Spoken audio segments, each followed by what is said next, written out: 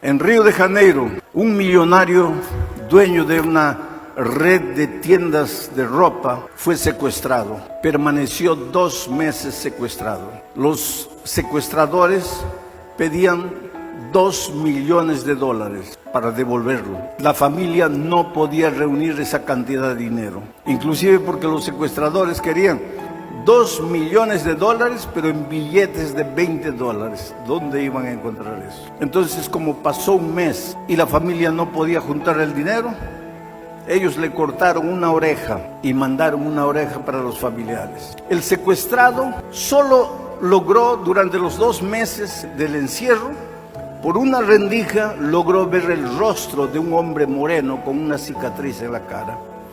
Fue al único que reconoció y ese rostro se le quedó marcado. Durante 2 meses fue maltratado, fue humillado, no le daban permiso para ir al baño, sucio en sus ropas, le daban pizza para comer en esa situación deplorable. Fue una situación terrible. Finalmente hicieron los arreglos, entregaron el dinero y él fue abandonado en una carretera solitaria. La policía vino, lo llevaron a un hospital, la familia lo abrazó, pero él nunca más volvió a ser el mismo. Taciturno, no sonreía, nunca quiso contar nada para la policía. Por más que le preguntaban, parecía un zombi, un hombre sin alma, sin alegría de vivir. Después de unos meses en casa, comenzó a salir a la calle.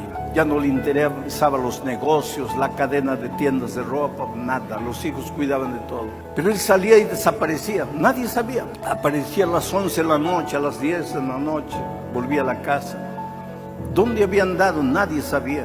La esposa pagó un detective particular para seguirlo, para ver qué hacía, para ver a dónde iba.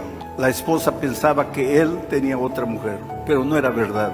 El detective un día trajo el reporte y dijo, es un misterio, porque su esposo sale y camina por la calle mirando a todas las personas. Entra a los bares, se sienta, pide agua y se queda mirando a las personas. Después sale, entra a un ómnibus, se sienta y observa a las personas. Entra al tren. Después se baja, solo anda y observa a las personas, pero no hace nada. No habla con nadie. ¿Qué misterio era ese? Él, lo único que recordaba era el rostro moreno con la cara cortada del único secuestrador que él logró ver, porque todos los otros estaban encapuchados. Un día, este hombre estaba a las 6 de la tarde, cuando la gente estaba saliendo del trabajo, parado en una esquina, en un bar, tomando agua, y de repente casi cae al suelo, porque ahí sentado en el bar, ve al moreno de la cara cortada. El corazón casi se le salió por la boca, pensó, me va a reconocer, y se escondió. Pero después lo empezó a seguir. El moreno tomó un ómnibus, él tomó el mismo ómnibus y fue atrás. Después de unas horas de viaje, el moreno saltó, él también saltó. Lo siguió. El moreno entró a una casa de 2 pisos de color amarillo y no salió. Entonces él dedujo, esa es la casa donde él vive. Al día siguiente volvió. Había unos muchachitos jugando en la calle. Se acercó a ellos, les dio dinero. Les dijo, ¿ustedes saben quién vive en esa casa? Y ellos le dieron el nombre. Con ese nombre en la mano, ese hombre buscó a un equipo de matadores, sicarios, matadores de alquiler, y les ofreció mucho dinero. Les dijo, pero lo único que yo tengo es a este hombre, este es el nombre, vive en tal calle. Me avisen cuando los 5 están muertos, porque eran 5 los secuestradores. Pasó una semana, 2 semanas, 3 semanas. Una madrugada él estaba durmiendo cuando el teléfono suena y la voz del sicario del otro lado le dice, mira, toma el dinero, ya le habían dado 50%, pero toma el resto del dinero y ven corriendo, porque antes de desaparecerlos queremos que tú los veas. Y él salió disparado. La esposa preguntó, ¿a dónde vas? Él no dijo nada, desapareció y corrió. Y cuando llegó ahí estaban los 5 cuerpos.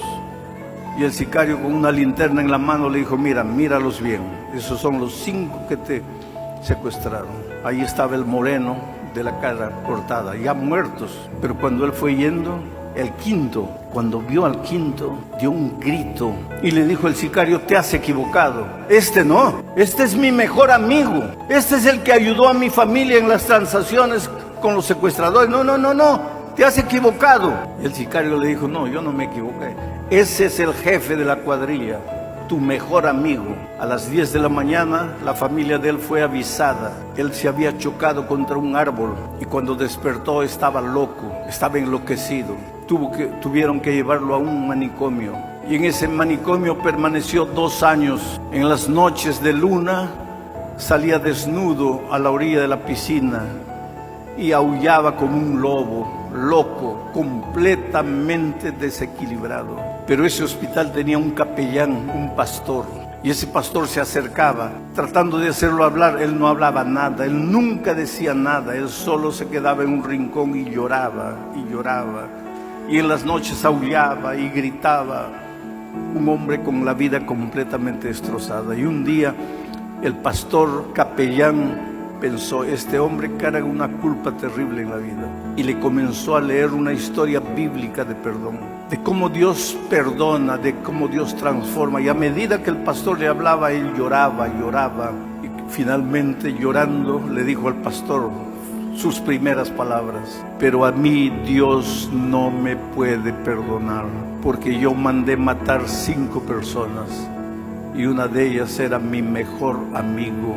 Y el capellán lo abrazó y le dijo: sí, para ti hay perdón. Mira lo que dice este texto: todo pecado le será perdonado al ser humano, todo, asesinato, adulterio, miseria, violencia, injusticia, todo. Por lo tanto, tú estás perdonado. El hombre se abrazó al pastor y lloró, lloró, oraron, y a partir de él, ese hombre empezó a estudiar la Biblia. Y a medida que estudiaba la Biblia iba quedando lúcido. Y cada vez que la familia iba a visitarlo, lo encontraba más lúcido y lúcido y lúcido. Hasta que un día el director de la clínica de recuperación le dijo a la familia: llévenselo, ya está sano, ya está bien.